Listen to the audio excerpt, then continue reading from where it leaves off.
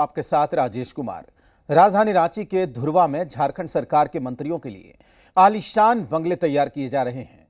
इसमें जल्द ही मंत्रियों की एंट्री होने वाली है, लेकिन उससे पहले इस आवास को लेकर सूबे की सियासत गर्मा गई है।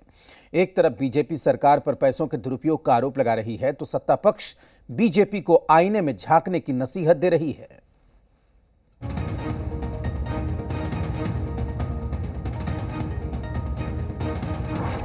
मंत्रियों के नए बंगले पर सियासत, बीजेपी ने सरकार पर उठाए सवाल, जीएमएम ने बीजेपी को दी नसीहत।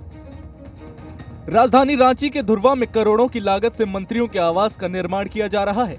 मंत्रियों का आलीशान बंगला हर सुख सुविधा से लैस होगा।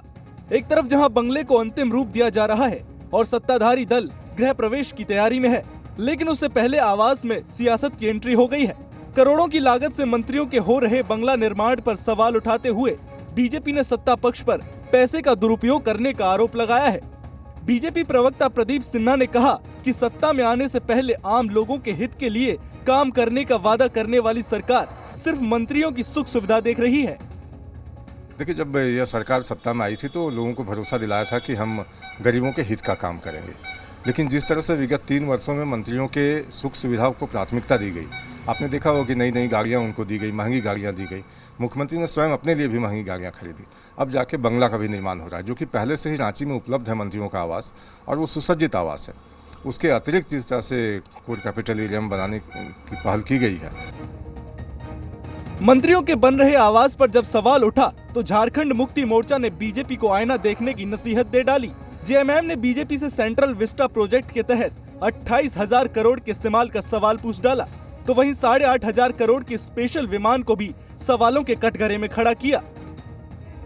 जो ये सवाल उठा रहे हैं हमारे विरोधी, उनसे एक उल्टा सवाल मैं आपकी मार्फत उनसे करता हूं।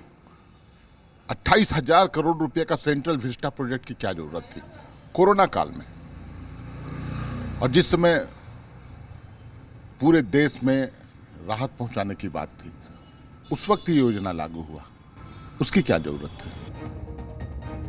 इधर कांग्रेस ने बीजेपी पर देश को मुद्दे से भटकाने का आरोप लगाया है और मंत्रियों के लिए बन रहे बंगले को जरूरी बताया। देखिए, मुद्दा ये नहीं है कि मंत्रियों के लिए बंगले बन रहे हैं। आज देश के लिए मुद्दा यह है कि जो व्यक्ति कल तक 600 नंबर के पायदान पे था, आज वो 2 नंबर का पूंजीपति, 1 नंबर का पूंजीपति इस देश में कैसे बन गया। मुद्दा इस देश का यह है। धुरवा में मंत्रियों के लिए बंगला अभी तैयार ही हो रहा है, जिसमें मंत्रियों की एंट्री से पहले सियासत की जोरदार एंट्री हुई है।